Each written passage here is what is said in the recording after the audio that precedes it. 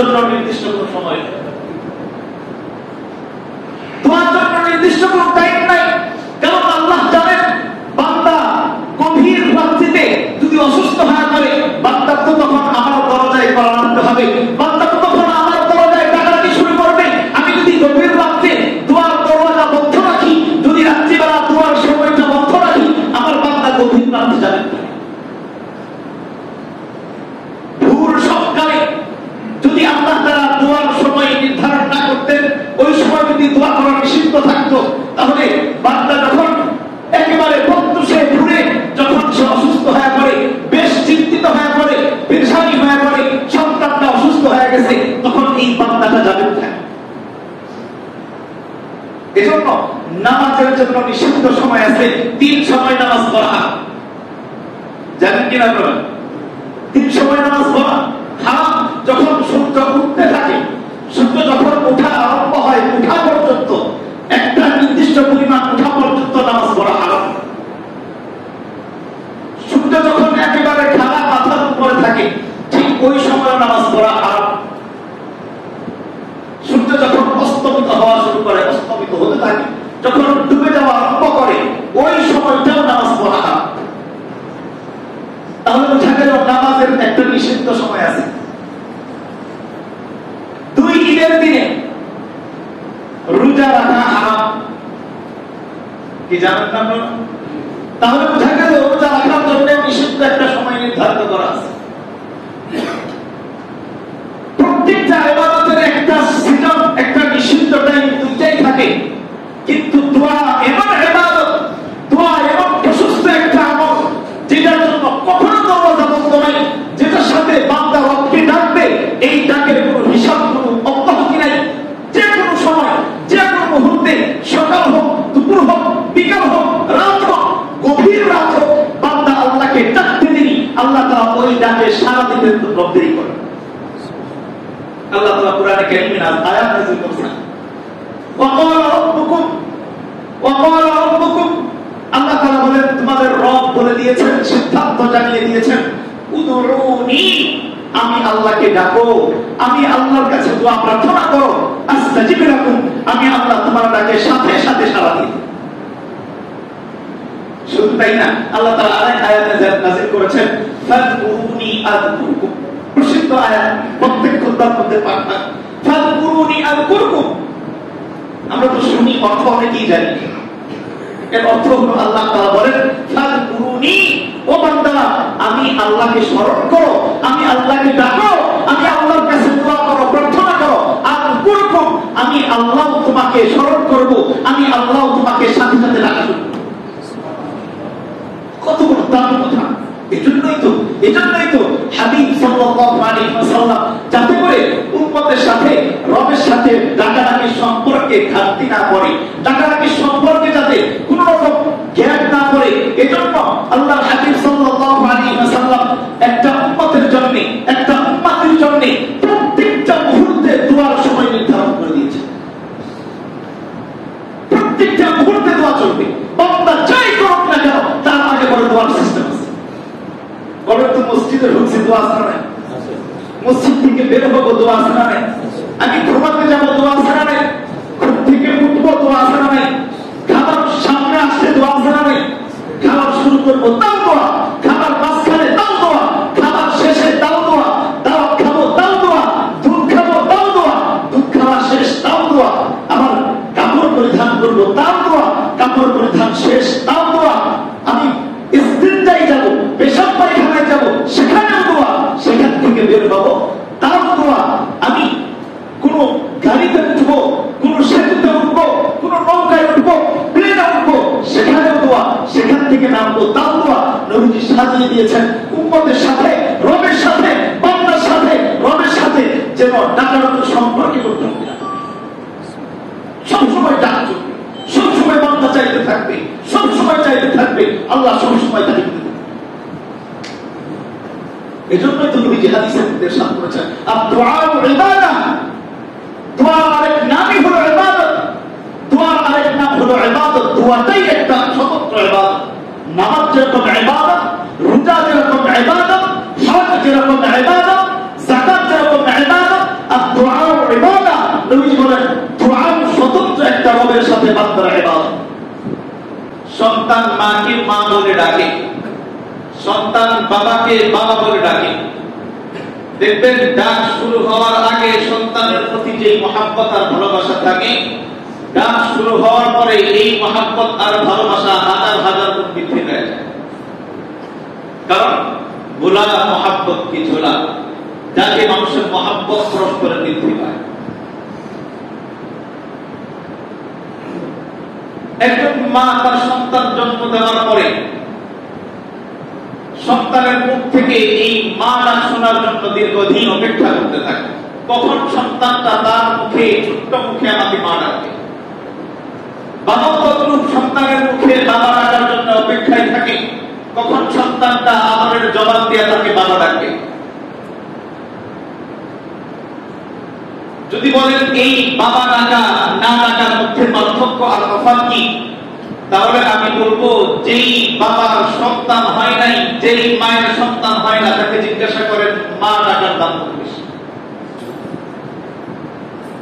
বাবা ডাক শোনার দাম কত বেশি। যেই বাবার ঘরে সন্তান নাই তাকে জিজ্ঞাসা করেন, যে মায়ের পেটে সন্তান হয় না ওই মাকে জিজ্ঞাসা করেন একটা মা ডাকের দাম কত বেশি। দেখবেন মানুষ শখের বসে পাখি পালন করে না, বেছে বেছে পাখি পালন করে মানুষ। দেখবেন যেই পাখির মুখে ডাক আসে তাকে মানুষ বেশি তোলার চেষ্টা করে। কাক কোনো মানুষ পাবে না, কারণ কাকের মুখে ডাকের হিসাব নেই। চড়ুই পারে না, টুনটুনি পারে না, কারণ এদের মুখে কখনো ডাক শুনে না। মানুষ ময়না পালে, কি বলে ময়না পালে, টিয়া পালে, কারণ ময়নার মুখ থেকে এই ডাকের আশা করা যায়, টিয়ার মুখ থেকে ডাকের আশা করা যায়। মানুষ ডাকের বড় পাগল, ডাকের বড় দাম, ডাকের বড় মাহাত্ম্য। কিন্তু স্বাভাবিক একটা মানুষ একটা সন্তান জন্ম দেওয়ার ফলে, একটা মা একটা সন্তানকে জন্ম দেওয়ার ফলে যদি এই ডাকের মায়ের কাছে এত দাম হয়, বাবাটা সন্তানের জন্ম হওয়ার কারণে সন্তানের মুখ থেকে বাবা ডাকের যদি এত দাম হয়, একটা মানুষ একটা ছোট্ট পাখি পোষার কারণে তার থেকে পাওয়া একটা ডাকের যদি এত মান হয়, এত মূল্য হয়, যেই রব আমাকে আপনাকে সৃষ্টি করেছেন, যেই রব আমাকে আপনাকে একেবারে নিশ্চিহ্ন থেকে এই হালতে এনেছেন। আল্লাহ তাআলা কোরআনে কারীমের মধ্যে আয়াত নাযিল করেছেন, সূরাতুত তাহরের প্রথম আয়াত। আল্লাহ তাআলা আয়াতে কারীমের মধ্যে বলেন, হাল আতা আলাল ইনসানি হিনুম মিনাদ দাহরি লাম ইয়াকুন শাইআন মাযকুরা। হাল আতা আলাল ইনসান, আল্লাহ তাআলা আমাকে আপনাকে সম্বোধন করে ডাক দিয়ে বলতেছেন, ও মানুষ, তোমার কাছে কি এমন একটা সময় অতিবাহিত হয় নাই? হাল আতা আলাল ইনসানি হিনুম, হাল আতা আলাল ইনসানি হিনুম মিনাদ দাহর, এই মানুষ তোমার কাছে কি এমন একটা সময় গত হয় নাই যখন তোমার নাম নিশানা বলতে কিচ্ছু ছিল না? লাম ইয়াকুন শাইআন মাযকুরা, তোমার কি এমন সময় যাই নাই যেই সময় তোমার নাম কেউ মুখে আনতো না, তোমার কোনো উল্লেখ্য শব্দ তোমার মুখ ছিল না। সেই হাত থেকে যেই আল্লাহ আমাকে মায়ের পেটের মাধ্যমে দুনিয়াতে শিশু থেকে কৈশোর, কৈশোর থেকে যৌবন, যৌবন থেকে এই হালতে আল্লাহ তাআলা 50, 60, 70 বছর আয়াতে আমাকে এত নিয়ামতে ডুবায় রাখলেন। বলেন না আমার ওই রবের কি ডাক শোনার মনে চায়? ওই রব ডাক শোনার জন্য কিরকম পাগল পালা হওয়ার কথা।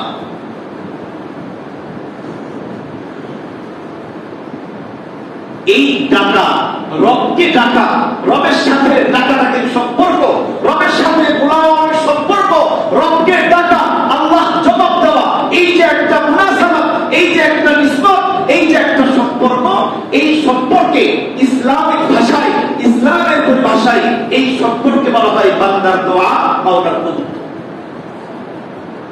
বান্দা দোয়া করবে, আল্লাহ কবুল করবে। বান্দা রবকে ডাকবেন, আল্লাহ সেই ডাকে সাড়া দিবেন। এটাই হলো বান্দার সাথে রবের মহাব্বতের মুআমালা, এটাই হলো বান্দার সাথে রবের সম্পর্কের একটা মাত্রা।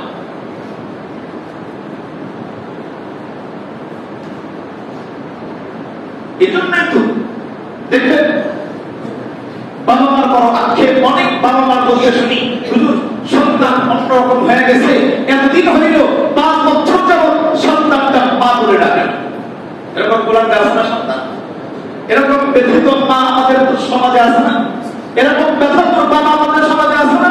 দেখবেন সন্তান বাবাকে বাবা বলে ডাকে, মাকে মা বলে ডাকে। তো এরকম মা যদি এরকম কষ্ট পায়, 3 বছর যাবত সন্তান মা বলে ডাকে না, যদি এরকম মা কষ্ট পায়, তাহলে রব কেন কষ্ট পাবেন না? রবকে তো আপনি 50 বছর যাবত ডাকার সুযোগ হয়নি। এজন্য তো হাদিসে পাকে রাসূল আকরাম সাল্লাল্লাহু আলাইহি ওয়াসাল্লাম রবের পক্ষ থেকে আমাদেরকে হুঁশিয়ারি বার্তা শুনিয়েছেন, মান লাম ইয়াসআলিল্লাহ ইয়াগদাব আলাইহি। যেই মানুষটা রবের কাছে দোয়া করে না, যেই মানুষটা রবের সাথে ডাকাডাকির সম্পর্ক নাই, যেই মানুষটা আল্লাহর কাছে যায় না, মান লাম ইয়াসআলিল্লাহ ইয়াগদাব আলাইহি, আল্লাহ ওই বান্দার উপর, ওই বান্দির উপর আল্লাহ তাআলা রাগান্বিত হন।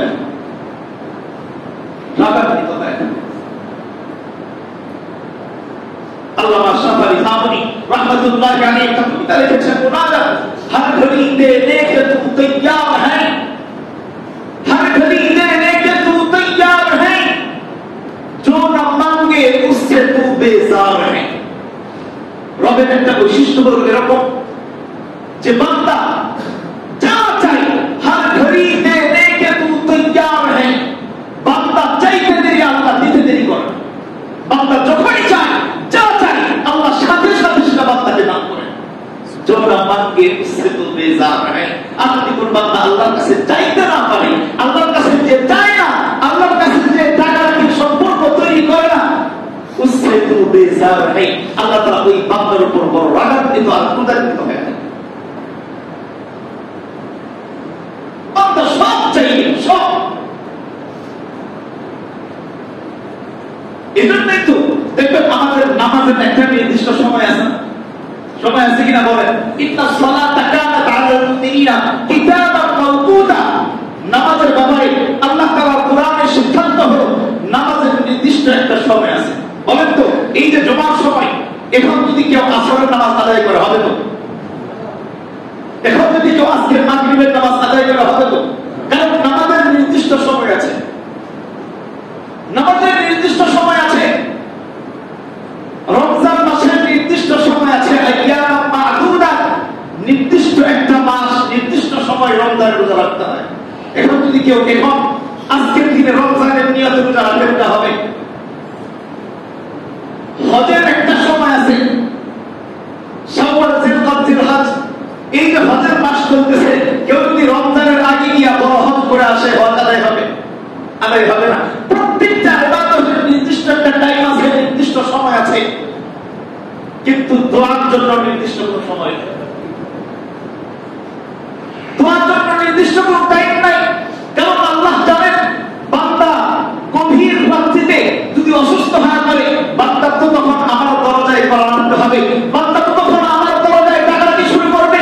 আমি যদি গভীর রাত্রে দোয়ার দরজা বন্ধ রাখি, যদি রাত্রিবেলা দোয়ার সময়টা বন্ধ রাখি, আমার বান্দা গভীর রাত্রে যাবে। ভোর সকালে যদি আল্লাহ তাআলা দোয়ার সময় নির্ধারণ না করতেন, ওই সময় যদি দোয়া করা নিষিদ্ধ থাকতো, তাহলে বান্দা যখন একেবারে প্রত্যুষে ঘুরে, যখন সে অসুস্থ হয়ে পড়ে, বেশ চিন্তিত হয়ে পড়ে, পেরেশানি হয়ে পড়ে, সন্তানটা অসুস্থ হয়ে গেছে, তখন এই বান্দাটা যাবে না।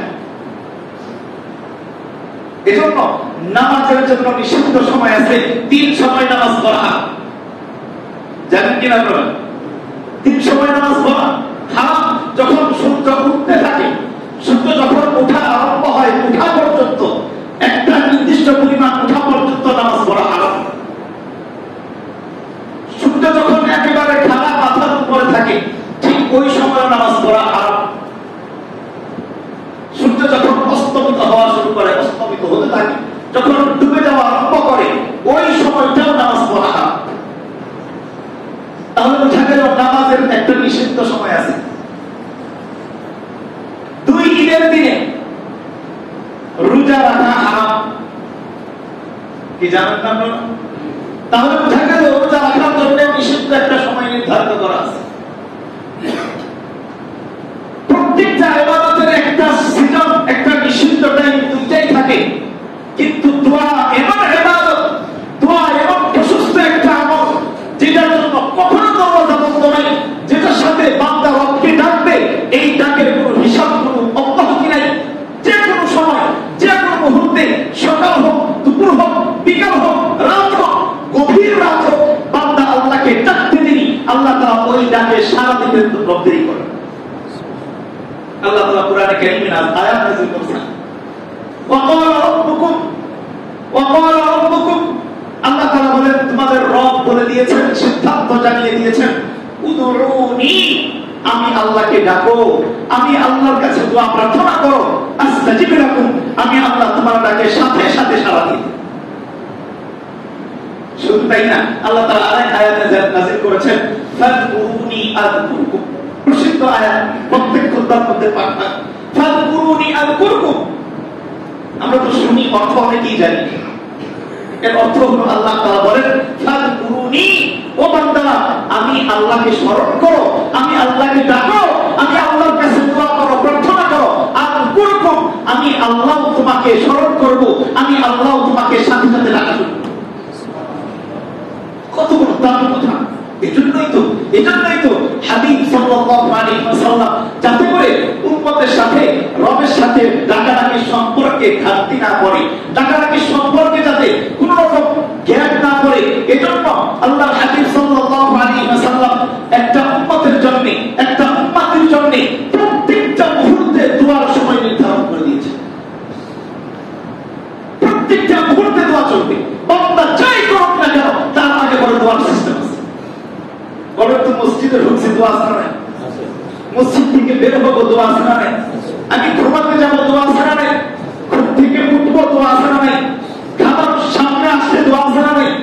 খাবার শুরু করবো, তাও দোয়া, খাবার মাঝখানে তাও দোয়া, খাবার শেষে তাও দোয়া, দাওয়াত খাবো তাও দোয়া, দুধ খাবো তাও দোয়া, দুধ খাওয়া শেষ তাও দোয়া, আবার কাপড় পরিধান করবো তাও দোয়া, কাপড় পরিধান শেষ তাও দোয়া, আমি ইস্তিনজায় যাবো, পেশাব পায়খানায় যাবো, সেখানেও দোয়া, সেখান থেকে বের হবো তাও দোয়া, আমি কোন গাড়িতে উঠবো, কোন সেতুতে উঠবো, কোন নৌকায় উঠবো, প্লেনে উঠবো, সেখানেও দোয়া, সেখান থেকে নামবো তাও দোয়া। নবীজি সাজিয়ে দিয়েছেন উম্মতের সাথে, রবের সাথে, বান্দার সাথে, রবের সাথে যেন ডাকাডাকি সম্পর্কে করতে হবে, সবসময় ডাক চলবে, সবসময় বান্দা চাইতে থাকবে, সবসময় চাইতে থাকবে, আল্লাহ সবসময় তাকে দিতে থাকবে। এজন্যই তো নবীজি হাদিসের মধ্যে ইরশাদ করেছেন, আদ-দুআউ ইবাদাহ, দোয়ার আরেক নামই হলো ইবাদত, দোয়ার আরেক নাম হলো ইবাদত। দোয়াটাই একটা স্বতন্ত্র ইবাদত। নামাজ যেরকম ইবাদত, রোজা যেরকম ইবাদত, হজ যেরকম ইবাদত, যাকাত যেরকম ইবাদত, আদ-দুআউ ইবাদাহ। নবীজি বলেন দোয়া স্বতন্ত্র একটা রবের সাথে বান্দার ইবাদত। শুধু তাই না, নবীজি আরেকটু গভীরে যাচ্ছেন, নবীজি বলেন আদ-দুআউ মুখুল ইবাদাহ। আরে ইবাদত তো ইবাদত, ইবাদত তো ইবাদত তো অবশ্যই। নামাজ যেরকম ইবাদত, রোজা যেরকম ইবাদত, নবীজি বলতেছেন আদ-দুআউ মুখুল ইবাদাহ। এই রোজার মগজ হলো দোয়া। নামাজ ইবাদত, নবীজি বলতেছেন আদ-দুআউ মুখুল ইবাদাহ। এই নামাজের মগজ হলো দোয়া। যাকাত ইবাদত, নবীজি বলতেছেন আদ-দুআউ মুখুল ইবাদাহ। এই যাকাত নামক ইবাদতের মগজ হলো দোয়া। আল হজ্জ ইবাদত, হজ একটা ইবাদত, কিন্তু নবীজি বলেন আদ-দুআউ মুখুল ইবাদাহ। এই হজ নামক ইবাদতের মগজ হলো দোয়া। বলেন না সুবহানাল্লাহ। মগজ, আদ-দুআউ মুখুল ইবাদাহ, মগজ। এজন্যই তো নবীজি অসংখ্য আয়াতে দোয়ার প্রতি তাকিদ দিয়েছেন, দোয়ার প্রতি তাকিদ। বেশি বেশি দোয়া নাও। এটা তো নিজের জন্য তো দোয়া করবই, নিজের জন্য তো দোয়ার কথা আসলেই, যাতে করে বান্দা নিজের সাথে অন্যের জন্য দোয়া করে, অন্যের জন্য যাতে দোয়া করে। এজন্য হাবিব প্রসিদ্ধ একটা সুন্নাহ জারি করে দিয়েছেন, প্রসিদ্ধ একটা ইবাদত জারি করে দিয়েছেন, যেই প্রসিদ্ধ, যেই ব্যাপক ইবাদতের নাম হলো পরস্পর সালামের বিনিময়। বলেন তো, একজন মুসলমান যখন আরেকজন মুসলমানকে সালাম দেয়, ওই অপর মুসলমান কয় টাকা পায়? বলেন না, কয় টাকা না? একজন মুসলমান অপর মুসলমানকে সালাম দিলে কয় টাকা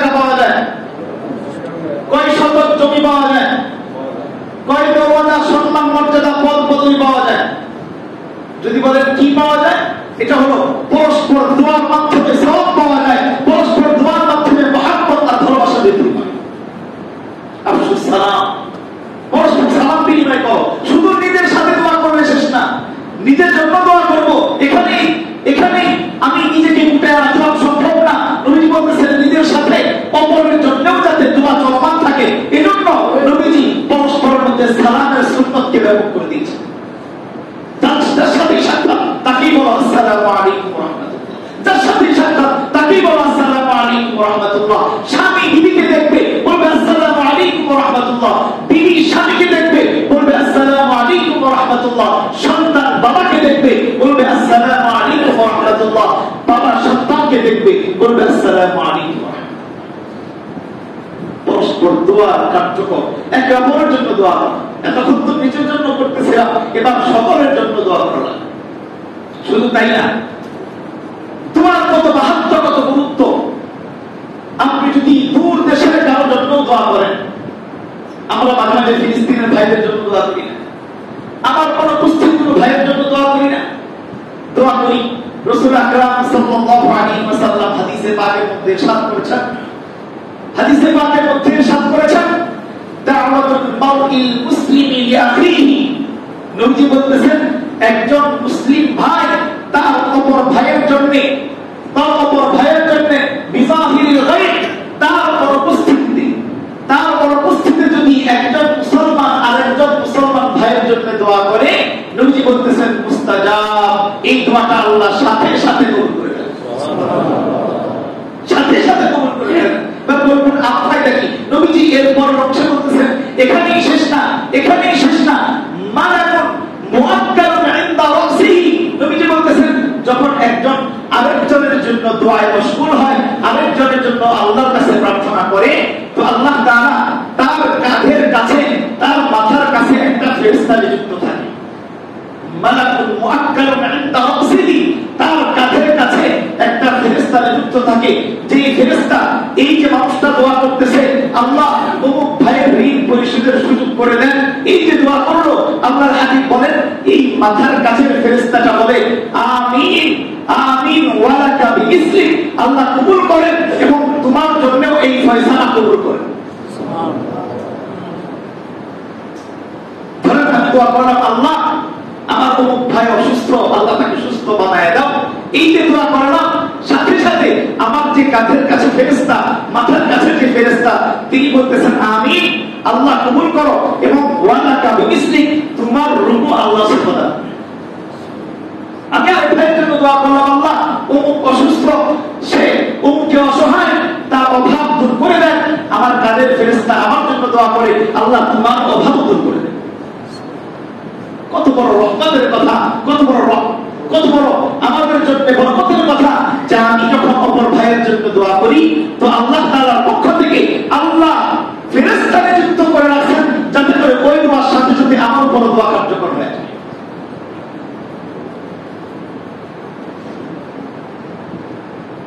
আজকে তো আমাদের মধ্যে দোয়া নিয়ে বড় কাহিনী আছে, বড় সমস্যা, দোয়া নিয়ে বড় মারামারি।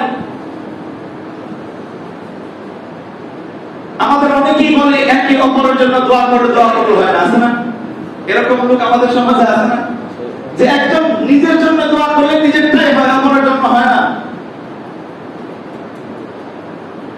দেখেন আল্লাহর হাবিব সাল্লাল্লাহু আলাইহি ওয়াসাল্লামের একটা হাদিস শুনেন। আম্মা জান আয়েশা সিদ্দিকা রাদিয়াল্লাহু তাআলা আনহা উনি হাদিসের মধ্যে বলেন যে আমি যখন নবীজিকে দেখতাম উনি একটু আনন্দিত আছেন, উদ্ভূত আছেন, পেরেশান না। নবীজি তো প্রায় সময় উম্মতের ব্যথায় পেরেশান থাকতেন, সবসময় গম্ভীর থাকতেন, চেহারাটা পেরেশানি মলিন হয়ে থাকতো, লাল উম্মতের ব্যথায়, উম্মতের পেরেশানি। আম্মা জান বলতেছেন যে নবীজি যখন একটু উদ্ভূত থাকতেন, একটু পেরেশানি মুক্ত থাকতেন, তখন আমি নবীজির কাছে গিয়ে বলতাম উদউনি ইয়া রাসূলুল্লাহ, ইয়া রাসূলুল্লাহ আমার জন্য একটু দোয়া করুন। সুবহানাল্লাহ। আজকে আমাদের বাবুদের ওই হিসাব আছে, স্বামীর কাছে দোয়া চাওয়া, এটা একটা সুন্নাহ।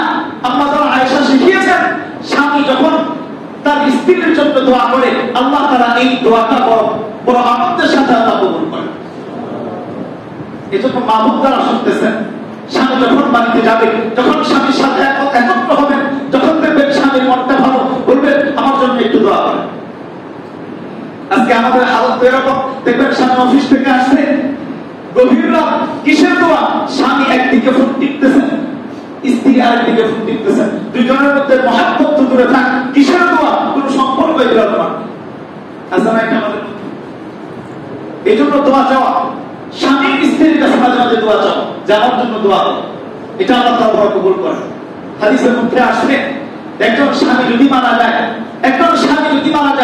স্ত্রী যদি বলে আমার স্বামীটা সত্যিকার অর্থে একজন ভালো ছিলেন, আল্লাহ তাআলা ওই স্বামীকে সাথে সাথে তার পিছনের পা গুনাহ মাফ করে দেন। আবার একজন স্ত্রী যদি মারা যায়, স্বামী যদি বলে আমার স্ত্রীটা সত্যিকার অর্থে ভালো ছিল, আল্লাহ তাআলা ওই স্ত্রীকে সাথে সাথে মাফ করে দেন। এই জন্য দোয়া চাওয়া। তো আম্মা জান বলতেছেন, আম্মা জান একবার হুজুর আকরাম সাল্লাল্লাহু আলাইহি ওয়াসাল্লাম কে বলতেছেন, উদউনি ইয়া রাসূলুল্লাহ, ইয়া রাসূলুল্লাহ, আমার জন্য একটু দোয়া করেন। নবীজি বলতেছেন কি দোয়া করব আয়েশা? আম্মা জান বলতেছেন আপনি যা খুশি আমার জন্য দোয়া করেন, যা খুশি দোয়া করেন। রাসূল আকরাম সাল্লাল্লাহু আলাইহি ওয়াসাল্লাম দোয়া করতেছেন, আল্লাহুম্মা গফির লি আয়েশা, আল্লাহুম্মা গফির লি আয়েশা মা তাকাদ্দামা মিন যামবিহা ওয়া মা তাআখার। হে আল্লাহ, আমার বিবি, আমার প্রিয় আয়েশা পিছনের এবং সামনের সমস্ত গুনাহগুলো মাফ করে দেন। সুবহানাল্লাহ। ওয়া মা সাররাত ওয়া মা আ'লানাত। নবীজি পরের অংশে দোয়া করতেছেন, সে গোপনে এবং প্রকাশ্যে যত গুনাহ হয়, যত অপরাধ হয়, তাও আল্লাহ মাফ করে দেন। দোয়া কয়টা হইল? দুইটা দোয়া। আল্লাহ তার জিন্দেগীর আগে পরের সব গুনাহ মাফ করেন, গোপনে প্রকাশ্যের সব গুনাহ মাফ করেন। আর কোন গুনাহ বাকি আছে? এই দোয়া যদি কবুল হয়ে যায়, আর কোন দোয়া বাকি আছে? আম্মা জান আয়েশা সিদ্দিকা রাদিয়াল্লাহু তাআলা আনহা, হাদিসের অংশ বলতেছি, ফাদাহিকা আম্মা জান আয়েশা রাদিয়াল্লাহু তাআলা আনহা এবং হাসতে হাসতে হাসতে রাসুহা ফি হুজরিহা, হাসতে হাসতে ওনার মাথা নবীজির কোলে লেলায় দিলেন। নবীজি বলতেছেন, আয়েশা হাসতেছো কেন? হাসতেছো কেন? আম্মা জান বলতেন, ইয়া রাসূলুল্লাহ, এত সুন্দর দোয়া পাওয়ার পরে আমি কিভাবে ব্যথিত থাকি বলেন? আমার দিল এত খুশি, নবীজি আপনার থেকে এত সুন্দর দোয়া শুনে আমি এত খুশি হয়েছি যে আমি হাসা থামাতে পারতেছি। এবার রাসূল সাল্লাল্লাহু আলাইহি ওয়াসাল্লাম বলেন, হে আয়েশা, তুমি কি জানো তোমার জন্য যেই ভাবে দোয়া করলাম, যেই পথ্যায় দোয়া করলাম, যেই শব্দে দোয়া করলাম, আমি প্রত্যেক নামাজের পরে প্রত্যেকটা মুহূর্তে যখনই আমি রবের কাছে দোয়া করি, তখনই আমি আমার প্রত্যেকটা উম্মতের জন্য এইভাবে দোয়া করি। সুবহানাল্লাহ। বলেন না সুবহানাল্লাহ। আমার উম্মতের জন্য এইভাবে দোয়া করি। বলেন নবীজি আমাদেরকে কতটা ভালোবাসেন, তোমার কত গুণ। তাহলে বলেন না, অন্যের জন্য দোয়া করা যায় কি যায় না? নবীজি তো আমাদেরকে দোয়া করেছেন, নবীজি আমাদেরকে দোয়া শিখিয়েছেন, তাহলে অন্যের জন্য দোয়া তো জরুরি। যদি বলেন অন্যের জন্য দোয়া করা যায় না, তাহলে প্রথম বলবো সালাম বন্ধ করে দেন। আসসালামু আলাইকুম, আপনার উপর রহমত বর্ষিত হোক। এটা তো আমার জন্য দোয়া। কার জন্য দোয়া? অন্যের জন্য। অন্যের জন্য দোয়া কবুল না হইলে তো সালাম আগেই বাদ হয়ে যায়। এটা আমাদের সমাজে একটা ভুল ধারণা। এবার সে আরেকটা জরুরি ব্যাপার নিয়ে একটু বোঝার চেষ্টা করি। আমাদের সমাজে আসলে দেখবেন, আমাদের জায়গা জমি নিয়ে ঝগড়া করতে করতে, ফ্ল্যাট বাসা নিয়ে ঝগড়া করতে করতে, ভাই ভাই ঝগড়া করতে করতে, বউ শাশুড়ি ঝগড়া করতে করতে এরকম পর্যায়ে আসে, এখন দিনের মধ্যে বিষয় পাইনি ঝগড়া নিয়ে। ঝগড়া আমাদের অভ্যাসে পরিণত হয়ে গেছে। দিনের ব্যাপার, আখিরাতের ব্যাপার নিয়ে আমরা ঝগড়া করি। আছে না? ঝগড়ার কোন হিসাব নাই, তর্ক বিতর্কের কোন হিসাব নাই। ইবাদতের জায়গায় রাখেন, ইবাদতকে ইবাদতের অবস্থায় তাকে চলতে দেন। আমাদের সমাজের এখানে এই দোয়া নিয়ে ঝগড়া চলে, বড় ব্যথার ব্যাপার, দুঃখজনক কথা। এই দোয়া নিয়ে এখানে ঝগড়া, অমুকে দোয়া করলো না কেন, অমুকে দোয়া করলো কেন? এই যে দুইটা গ্রুপ, এই দুই গ্রুপে সামান্য করে নামাজ বা আছে না? এই ঝগড়া নিয়ে মসজিদে নামাজ পড়তে আসে না, এরকম আছে না? বলেন তো, কত লজ্জার কথা। দোয়া নিয়ে ঝগড়া করতে করতে নামাজ বা। ওই যে একজন এরকম হয়েছে যে খুব দামি ওয়াজ শুনছেন, এক মাহফিলে গিয়ে বয়ান শুনছেন যে পাগড়ির বড় ফজিলত, পরে নামাজ পড়লে এত সওয়াব বেশি হয়, নবীজির দায়ী একটা সুন্নাত পাগড়ি পরা। তো পাগড়ির ফজিলত শুনতে শুনতে তার ভিতরটা এত বিকৃত হয়ে গেছে, এত নরম হয়ে গেছে। তো ওইখানে তার তো সাথে পাগড়ি নাই, এখন করবে কি? লোকটিটা খুলে সাজাতে মাথায় পাগড়ি আনতে গেছে, যে পাগড়ির ফজিলত আদায় করতে হবে। এজন্য ওই ছোট বিষয় নিয়ে ঝগড়া করে বড় জিনিস ছাড়ার কোনো সুযোগ নেই, এটা ঝগড়ার জিনিস না। তো তারপরেও একটু আমাদের দিন মেনানোর জন্য খুব সংক্ষেপে আমাদের একটা ছোট্ট মাসআলা, একটু ব্যাপার সমাধান করার চেষ্টা করি। বিশেষ করে আমাদের নামাজের পরে দোয়া করা নিয়ে একটু সমস্যা সমাধান আছে। এটা কোনো সমস্যাই না, আমরা সমস্যা বানায় ফেলছি, এই জন্য একটু আলোচনা করা লাগে। দোয়া, এই যে পিছনের আলোচনা যতটুকু বললাম সংক্ষেপে, বলেন তো দোয়া কি সামান্য ব্যাপার না বড় ব্যাপার? বড় ব্যাপার। পিছনের কথা আলোচনা করে আসছি যে দোয়া কোনো সময় আছে না, আল্লাহ তাআলা নামাজের নিষিদ্ধ সময় আছে, রোজার নিষিদ্ধ সময় আছে, দোয়ার কোনো নিষিদ্ধ সময় নেই।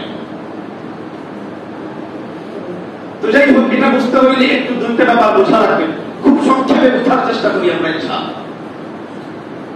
এর আগে আসেন প্রথম একটা আলোচনা যে একত্রে মোনাজাত করা যায় কিনা।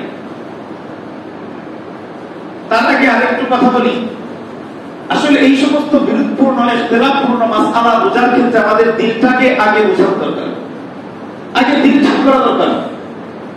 দেখবেন এই ইখতিলাফপূর্ণ মাসআলা আমরা অনেক সময় কার কাছে জিজ্ঞাসা করি, সব ধরনের মানুষ এক উদ্দেশ্যে মাসআলা জিজ্ঞাসা করে। কিছু মানুষ আছে সত্যিটা জানার জন্য, বোঝার জন্য জিজ্ঞাসা করে, আর কিছু মানুষ এটার মধ্যে একটু ফিতনা তৈরি করার জন্য, একটু ঝগড়া তৈরি করার জন্য মাসআলা জিজ্ঞাসা করে। এই দুই ধরনের মানুষই আমাদের সমাজে বসবাস করে, প্রত্যেকটা সমাজে। এজন্য দিলটা নরম করে একটু ইনসাফের সাথে বোঝার অনুরোধ করি, একটু বুঝেন, আশা করি এরপরে যদি দিলটা সাফ থাকে, যদি দিলকে পরিচ্ছন্ন রেখে কথাগুলো শোনেন, হয়তো এরপরে আর কখনো এই প্রশ্ন নিয়ে আলোচনায় করা দরকার হবে না।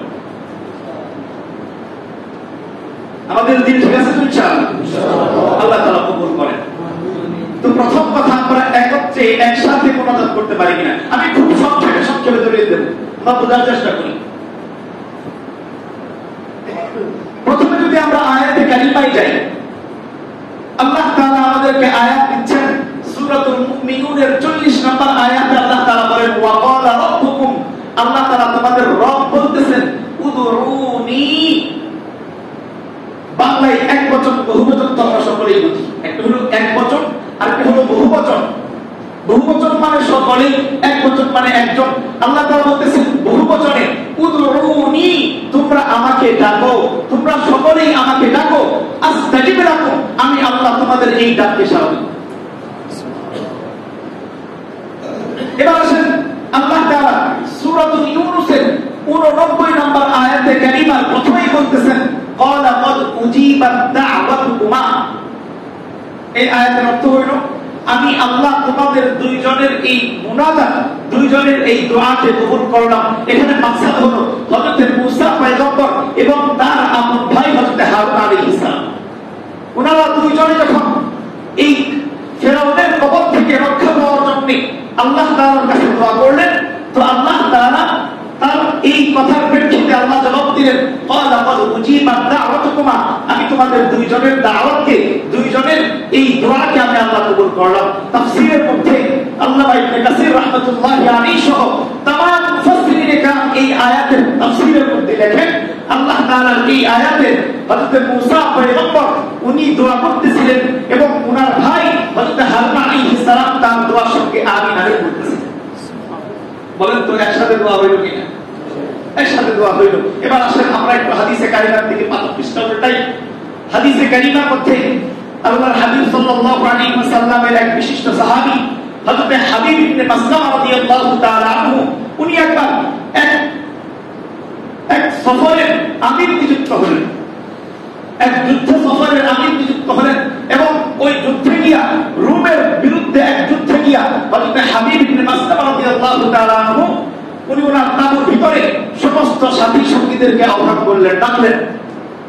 সকলে যখন একত্রিত হয়ে গেল, হযরত হাবিব ইবনে মাসলামা রাদিয়াল্লাহু তাআলা আনহু উনি ওনার সাথীদেরকে ডেকে বললেন, ও আমার সাথীরা, সামি'তু রাসূলুল্লাহ সাল্লাল্লাহু আলাইহি ওয়াসাল্লাম, আমি রাসূল আকরাম সাল্লাল্লাহু আলাইহি ওয়াসাল্লামকে বলতে শুনেছি, ইয়াকুল, তিনি বলেছেন, মা মিন মালাইন ইয়াজতামিউ লা ইয়াজতামিউ মালাউ, নবীজি বলেছেন যখন কোন দল একত্রিত হয়, একসাথে হয়, বা'দুহুম ইয়াদউ বা'দুহুম ওয়া ইউআমিনু সাইরুহুম, হযরত হাবিব ইবনে মাসলামা রাদিয়াল্লাহু তাআলা বলতেছেন, আমি নবী থেকে বলতে শুনেছি যখন কোন মুসলিম জামাত একত্রিত হয় এবং তাদের মধ্যে ইয়াদউ বা'দুহুম, একজন দোয়া করে, ওয়া ইউআমিনু সাইরুহুম, এবং তার সাথে অন্যান্য সকলেই আমিন আমিন বলে, ইল্লা আজাবাহুল্লাহ, আল্লাহ তাআলা অবশ্যই অবশ্যই এই দোয়াকে কবুল করেন। এবার আসেন 11 হিজরি হযরত আবু বকর সিদ্দিক রাদিয়াল্লাহু তাআলা আনহুর একটা জামানায় এক ঘটনা, যেটা ইতিহাসের সবচেয়ে প্রসিদ্ধ কিতাব আল বিদায়া ওয়ান নিহায়া ৫ম খণ্ডে 34 নম্বর পৃষ্ঠায় এসেছে। হযরত আলা ইবনে হাজরামি রাদিয়াল্লাহু তাআলা আনহুর প্রসিদ্ধ ঘটনা। হযরত আলা ইবনে হাজরামি রাদিয়াল্লাহু তাআলা আনহু উনি যখন এক যুদ্ধে যাচ্ছিলেন সাহাবায়ে কেরামদেরকে নিয়ে, মুরতাদদের বিরুদ্ধে এক যুদ্ধ বাহরাইনের দিকে, তো প্রতিপক্ষে এক মরুভূমির মাঝখানে গিয়া হযরত আলা ইবনে হাজরামি রাদিয়াল্লাহু তাআলা আনহু গভীর রাতে যখন তাবু খাটালেন একটু বিশ্রামের জন্য, তো তাবু থেকে একটু ঘুমের পরে উঠে দেখেন তার সমস্ত উট, তার রসদপত্র সব ছেড়ে দেওয়া হয়ে গেছে, উটগুলা সব পালায় গেছে, বের হয়ে গেছে, একটা উটও বাকি নেই, শুধু নিজেদের জ্বালা ছাড়া কিছু নাই। মরুভূমির মধ্যে খাবার পানীয় ছাড়া বাঁচার কোনো সুযোগ নেই। তো হযরত আলা ইবনে হাজরামি রাদিয়াল্লাহু তাআলা আনহু যখন পেরেশান, সাহাবায়ে কেরাম যখন এদিক সেদিক ছুটাছুটি করতেছেন তাদের উটগুলা খুঁজে পাওয়ার জন্য, এদিকে এই পেরেশানি করতে করতে ফজরের আযান হয়ে গেছে। ইতিহাসের পাতায় লেখা হযরত আলা ইবনে হাজরামি রাদিয়াল্লাহু তাআলা আনহু সকলকে নিয়ে ফজরের জামাত আদায় করলেন। ফজরের নামাজের পরে ফালাম্মা কদাস সালাত, এভাবেই হাদিসের অংশ আসছে, ফালাম্মা কদাস সালাত, যখন নামাজ শেষ হয়ে গেল, যখন নামাজ শেষ হয়ে গেল, জাসা আলা রুকবাতাইহি, হযরত আলা ইবনে হাজরামি রাদিয়াল্লাহু তাআলা আনহু দুইটা হাঁটু এভাবে ভাঁজ করে, আমরা যেরকম নামাজের মধ্যে বসি এরকম জাসা আলা রুকবাতাইহি, উনি দুইটা হাঁটু ভাঁজ করে বসে পড়লেন। দুইটা হাঁটু ভাঁজ করে বসলেন, ওয়াজাসান নাস, এবং হযরত আলা ইবনে হাজরামির সাথে অন্যান্য সমস্ত সমবেত মুসলমান সৈন্যবাহিনী এভাবে বসলেন। হযরত আলা ইবনে হাজরামি আল্লাহর কাছে দোয়া আরম্ভ করলেন, মুনাজাত আরম্ভ করলেন। হযরত আলা ইবনে হাজরামির সাথে তার সমস্ত সাথীবর্গ আমিন আমিন বলতে থাকলেন। এভাবে দোয়া চলতে চলতে সূর্য উঠে গেল। সূর্য ওঠার পরে এই দোয়া শেষ হতে না হতেই দেখা গেল তাদের তাঁবুর একটু নিকটে একটা জলাশয় তৈরি হয়ে গেল। একটা জলাশয় তৈরি হলো, সেখান থেকে সাহাবায়ে কেরাম পানি পান করলেন, গোসল করলেন, নিজেদেরকে একটু পরিচ্ছন্ন করলেন। তো দেখা গেল কিছুক্ষণ পর একে একে প্রত্যেকে যেন সমস্ত উটগুলা ওই জলাশয়ের পাশে জড়ো হয়। বিশুদ্ধ ঘটনা। এই যে এই ঘটনায় কি বুঝলেন বলেন তো? একত্রে একসাথে দোয়া করা যায় কিনা? এটা রাসূল আকরাম সাল্লাল্লাহু আলাইহি ওয়াসাল্লামের বিশিষ্ট সাহাবায়ে কেরামদের আমল। এখানে পেরেশানি করার কোনো কারণ নাই, সন্দেহ করার সুযোগ নেই। প্রথম প্রশ্নের উত্তর গেল যে একত্রে একসাথে মুনাজাত করা যায় কিনা। এবার আসেন দ্বিতীয়, ছোট ছোট খুব সংক্ষেপে বোঝার চেষ্টা করব, নামাজের পরের দোয়া নিয়ে। এটা হলো আমাদের সমাজের ঝগড়া, নামাজের পরের দোয়া নিয়ে। দেখেন, নামাজের পরের দোয়া প্রাথমিক কথা হইল এই ব্যাপারে আমাদের দুইটা প্রান্তিকতা কাজ করে। প্রান্তিকতা বুঝেন তো? একেবারে কিনারা একটা গ্রুপ একেবারে শেষ প্রান্তে দোয়া বলতে কিচ্ছু নাই, আরেকটা গ্রুপ দোয়া করতেই হবে। এই যে প্রান্তিকতা, এই প্রান্তিকতা বিপর্যিত যদি মধ্যম পন্থ অবলম্বন করা হয়, দোয়া কোনো খারাপ কিছু নেই। এটা হলো অগ্রিম সমাধান। বুঝতে পারছেন? কেউ বলে দোয়া করাই যাবে না, এটা যেরকম ভুল। কেউ বলবে দোয়া করতেই হবে, এটা তার চাইতেও বড় ভুল। এবার আসেন দুইটা পক্ষে একটু আমরা আলোচনা করি। দেখেন, নামাজের পরে দোয়া করা যাবে না, দোয়া করা উচিত নয়, বা কেন করা হয় না, এটা একটু মাসলা বুঝেন। আমরা যদি তিনটা ব্যাপার সাজাই যে জন্য দোয়া করাটা নামাজের পরে উচিত না। এক নাম্বার কারণ, খুব এই পয়েন্টটা খুব ভালোভাবে বুঝুন, এখানে আমার কথা শেষ। আশা করি এই কথার পরে আমাদের সমস্ত পেরেশানি শেষ হয়ে যাবে। কেন দোয়া করা উচিত না? এক নাম্বার কারণ, আল্লাহর হাবিব সাল্লাল্লাহু আলাইহি ওয়াসাল্লাম নামাজের পরে এভাবে প্রত্যেক মুসল্লিকে নিয়ে দোয়া করেছেন, এভাবে স্পষ্ট করে হাদিস পাওয়া যায়। এটা মানতে কারো কষ্ট হইলেও এটাই সত্য কথা। নবীজি সাহাবায়ে কেরামদের নিয়ে একত্রে দোয়া করছেন, এটা কোনো সন্দেহ নেই। অনেক দোয়া করছেন, ইস্তিসকার জন্য দোয়া করেছেন, বিভিন্ন সময় যুদ্ধে দোয়া করেছেন, বদর যুদ্ধে সাহাবায়ে কেরামদের নিয়ে দোয়া করেছেন, কিন্তু নামাজের পরেই সাহাবায়ে কেরামদের নিয়ে এভাবে সাথে সাথে দোয়া করছেন, এরকম কোনো বিশুদ্ধ হাদিস পাওয়া যায়। এক নাম্বার। দুই নাম্বার কারণ,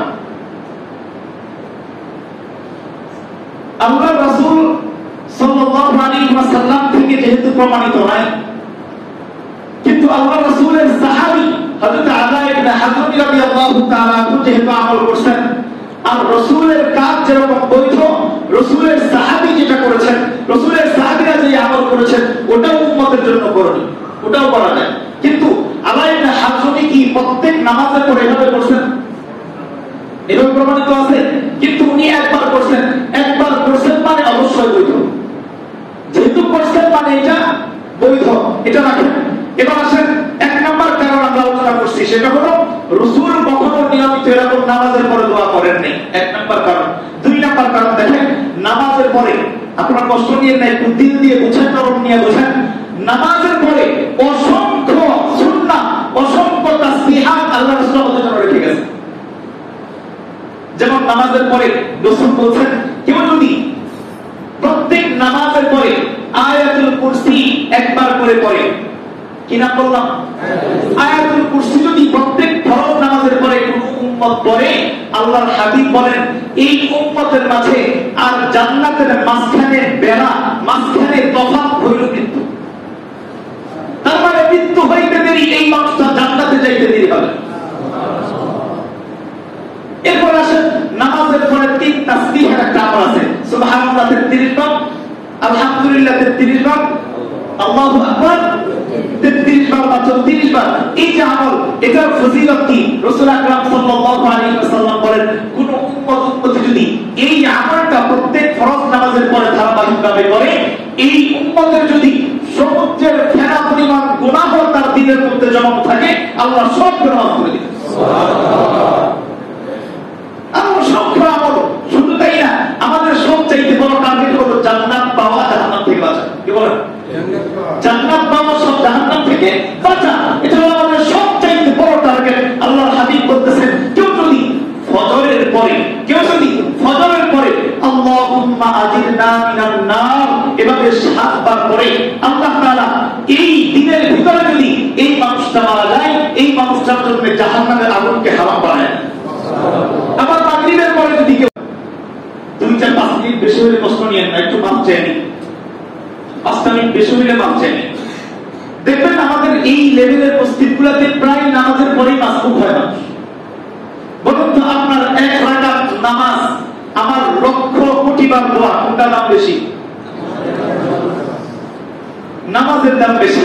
তো আমাদের উচিত এরকম না যে কারো নামাজের মধ্যে আমাদের দোয়ার কারণে কারো নামাজের মুক্তি হবে, যেহেতু মাসবুক। হ্যাঁ, এরকম যেই মহল্লাগুলোয় হয় যেখানে নামাজের পরে মাসবুক কম হয়, সেখানে করা যাইতে পারে, সমস্যা কম, কিন্তু আমাদের তো করা উচিত না। বুঝাইতে পারছি? এই বেসিক 3টা কারণ উল্লেখ করলাম। এবার আসেন, কেন আমাদের দোয়াটা করা উচিত? প্রথম যে নেগেটিভ শুনে, এবার পজিটিভ শুনে। দোয়াটা কেন করা উচিত?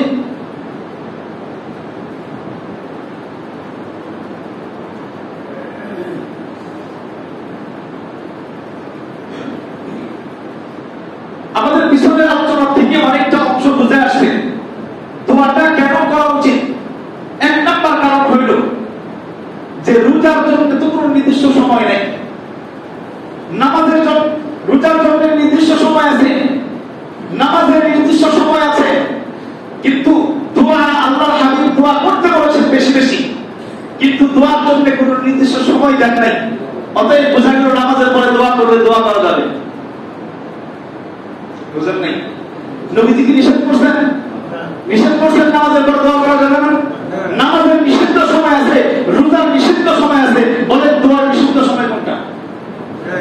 যেহেতু নাই, অতএব কেউ করলে যদি আপনি বাধা দেন, আপনি হালালের মধ্যে বাধা দিলেন। বুঝাইতে পারছি? এক নাম্বার কারণ গেল। দুই নাম্বার কারণ দেখেন, বিশেষ করে আমাদের হালত হইল আমাদের জিন্দেগির প্রত্যেকটা মুহূর্তে এখন গুনাহে ছয়লাভ। যদি বলেন এখন আমরা ঘরে বসে থাকি, ঘরে বসে থেকে আমাদের কবিরা গুনাহ হয়, হ্যাঁ, কম্বলের নিচেও তো কবিরা গুনাহ চলতে থাকে। এখন আমাদের কবিরা গুনাহ ছয়লাভ, সব জায়গায় কবিরা গুনাহ, সব জায়গায় নাফরমানি, রাস্তায় বের হলে তো কথাই নেই। যেহেতু সব জায়গায় গুনাহের মাসআলা, গুনাহের জায়গা, সব জায়গায় গুনাহ করি, প্রত্যেকটা মুহূর্তে গুনাহ করতে থাকি, তো আমাদের সবচাইতে ভালো মুহূর্ত মনে হয় নামাজ। যদি বলি গুনাহ মুক্ত সময় কোনটা, হয়তো একটাই উত্তর হবে নামাজ, তাছাড়া গুনাহ মুক্ত সময় নেই।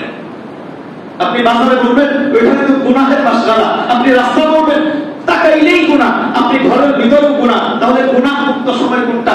একটাই হলো নামাজ। যেহেতু গুনাহ মুক্ত সময় নামাজ, এজন্য নামাজের পরের মুহূর্তটা দেখবেন আমাদের দিলটা বড় ঠান্ডা থাকে, পেশায় মুক্ত থাকে, দিলটা একেবারে নরম থাকে। এজন্য নামাজের পরে দোয়া করলে করা যাইতে পারে। নাম্বার 3, আমি যখন একজন মানুষের উপকার করব, কারো ভালাই করব, আমি যদি একজন মানুষের উপকার করি, তার কোনো কাজ করে দিই, বলুন তো কাজের পরে তার কাছে কোনো কিছু চাইলে পাওয়ার আশা কম না বেশি? পাওয়ার আশা কম না বেশি? আপনি একজন মানুষের কিছু করেন নাই, তার কাছে যাওয়া আর কারো একটা উপকার করে দিচ্ছেন তারপরে যাওয়া, দুটা অনেক পার্থক্য। তো আমরা তো আল্লাহর উপকার করতে পারি না, নিজেদের উপকারে আল্লাহর সামনে আল্লাহর কুদরতি কদমে সেজদায় অবনত হই সবসময় গুনাহ থেকে। এই যে একটা সময় আল্লাহর কাছে, আল্লাহর সামনে সেজদায় করলাম, আল্লাহর জন্য গোলামি করলাম, আল্লাহর জন্য ঝুঁকলাম, এই যে একটা সময়, এই গোলামির পরে, এই সেজদার পরে সবচাইতে দামি কপালটা আল্লাহর জমিনে ঠেকানোর পরে আশা করা যায় দোয়া কবুল চাইলে আল্লাহ ফেরত দিবেন। এই জন্য নামাজের পরে মাঝে মাঝে দোয়া করাটা উচিত। এবার বলেন তো দুইটা দিকই দোয়া আছে কিনা? এখন যারা বলবে দোয়া বলতে কিচ্ছু নাই, এটা কি ভুল না ঠিক? যারা বলবে দোয়া করতেই হবে নামাজের পরে, কারণ নবীজির সুন্নাত নাই, আপনি কেন বানাবেন? আপনি কেন জোর করে একটা সিস্টেম চালু করবেন? এজন্য আমাদের মধ্যে কেউ যদি দোয়া করে শরীক হবেন, দোয়া করাটাও যেমন ফজিলতে, বিশেষ করে যেমন আমি আমার এখানে শুরু করছি, আমরা বিশেষ করে আমরা যদি ফজর এবং আসরের পরে দোয়া করি, ফজরের পরে এবং আসরের পরে দোয়া করি, দেখবেন আমাদের কোনো ত্রুটি আসে না। কারণ ফজরের পরে লম্বা সময় তাসবিহ তাহলিল পড়ার পরে দোয়া করলে আমাদের তাসবিহ তাহলিল নষ্ট হয় না। কেউ মাসবুক হইলে তার মাসবুকিয়তে কোনো ক্ষতি আসে না। আবার এই যেহেতু নামাজের পর দোয়া কবুল হয়, এটা সকালবেলা, এই জন্য এই সময় দোয়া করা যায়। তো যাই হোক, আমরা যদি ফজর এবং আসরের পরে দোয়া করি, আমি এই মসজিদে করি, অন্য কেউ যদি করেন আলহামদুলিল্লাহ, কেউ না করলেও আলহামদুলিল্লাহ, কেউ যদি 5 ওয়াক্ত করে, আপনি মন চাইলে করবেন, না চাইলে করবেন না, বিরোধিতা করবো না ইনশাআল্লাহ। তারপর ইনশাআল্লাহ বিরোধিতা করবেন তো আপনি ভুলের মধ্যে আছেন, এটা বিরোধিতার জায়গা না। দোয়া ইবাদত, দোয়া ইবাদতের মরজ, এখান দিয়ে ঝগড়া ঝাঁটি বিতর্কের কোনো সুযোগ নাই। আপনি মন চাইলে করবেন, না চাইলে করবেন না। তবে আমার মনে হয় ইমাম সাহেব যখন দোয়া ধরছেন, সকলে মিলে দোয়া করতেছেন, আমি একা হাত উঠাইলে ক্ষতি হবে, ক্ষতি হবে না, আমাদের দোয়া করা উচিত। তারপর ইনশাআল্লাহ আল্লাহ তাআলা আমাদের সকলকে এই ইবাদতের প্রতি বিশেষ যত্নবান হওয়ার তৌফিক দান করেন এবং সমস্ত খারাপ থেকে, সমস্ত ফিতনা থেকে আমাদেরকে বাঁচার জন্য আল্লাহ তৌফিক দান করেন। আল্লাহ তাআলা আমাদের সকল কথাগুলো সঠিক মর্ম বুঝে